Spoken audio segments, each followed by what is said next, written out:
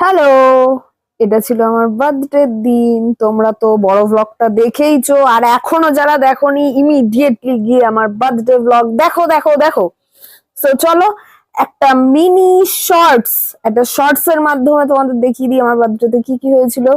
So এটা ছিল বার্থডের দিন রাত্রিবেলার ডেকোরেশন, যেটা আমার মা আর বোন মিলে পুরোটা করেছে, আর কেকটাও দারুণ হয়েছিল। মাই গিফট করেছে, আর ডেকোরেশনের যে ব্যাপারটা ওটা কিন্তু আমার বোন সব নিজের হাতে নিয়ে এসছে। তো এই যে রাত্রিবেলায় কেক টেক কেটে নিলাম, খুব সুন্দরভাবে রাতটা সেলিব্রেট করলাম। তারপর সকালবেলা ভোর হওয়ার সাথে সাথেই আমি আর সায়ন মিলে চলে গেলাম দক্ষিণেশ্বর। পুজোর দিনে মায়ের কাছে যাচ্ছি, মাকে পুজো দিচ্ছি। এর থেকে বড় কিছু আমার কাছে হয় না, এর থেকে বড় ব্যাপার আমার কাছে কিছু হয় না। আর দক্ষিণেশ্বর হলো আমার সবচেয়ে প্রিয় জায়গা। তারপর পুজো টুজো দিয়ে নিয়ে বাড়িতে চলে আসলাম। মাঝখানে স্কুলেও গেছিলাম, সবকিছু আছে আমার বড় ভ্লগে, সেটা তোমরা দেখে নিও। তারপর বাড়ি এসে এত কিছু আয়োজন আমার মা সব নিজের হাতে করেছে, মানে গ্র্যান্ড গ্র্যান্ড। প্রত্যেকবারই তাই করে, এই বছর যে নতুন এরকম কোনো ব্যাপার নেই, প্রত্যেকবারই তাই করে।